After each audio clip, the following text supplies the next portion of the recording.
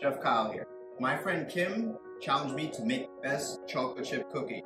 Says, I'm sure you can do better, so we're gonna start this challenge right now. Give you a little backstory.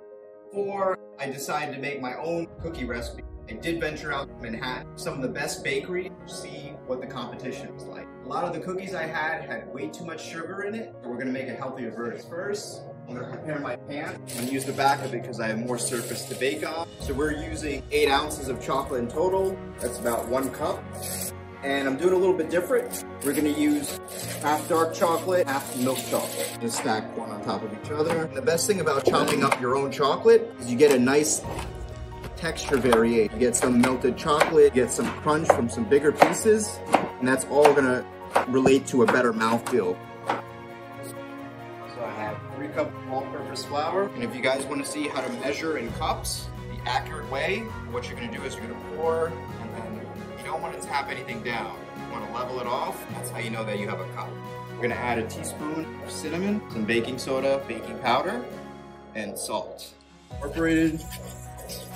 So I have 1 cup, just 2 sticks of butter, 1.25 cups raw cane sugar,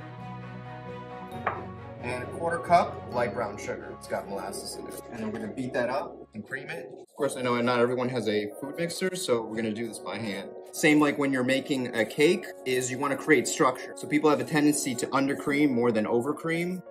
Now we're going to go in with the eggs. So 1 egg, and then we're going to mix that. 2nd egg. Just quickly mix that together. If you guys have any suggestions or recipes that you guys want to see or you guys want me to make better, drop a comment.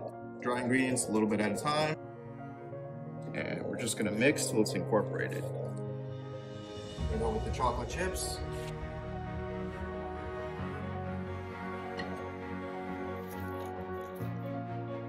So now what I'm going to do is we're going to chill this for an hour. And I always recommend use a cookie scooper. So with this amount of cookie dough, you can make 34 to 36 cookies. So scoop here.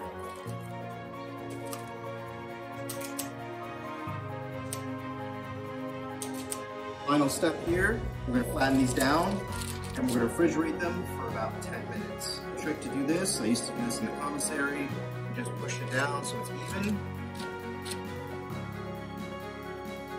Oven time, let's go. We're going to pop these in the oven at 375 degrees for exactly 12 minutes. So every oven is different, so always double check to make sure that your oven's at the correct temperature. Bye-bye. All right guys, we're back. Look at that! These cookies have been cooling for 5 minutes. I'm ready to eat them. Perfect. So it's cooled for a little bit. I was doing a photo shoot. Essentially it would be a little bit more gooey, but let's try it right now. Let's see. Getting a lot of ideas with this. Wow, the flavor is really good. This is the perfect chocolate chip cookie base. You can add nuts to it, you can add other things to it if you want. You can make ice cream sandwiches. This is a great holiday cookie. Don't forget to like and subscribe, and stay tuned for my next video. And Thanksgiving is coming up on Thursday, so check out my cinnamon raisin tart tatin. It's very good, and it's very easy to follow. Take care, guys.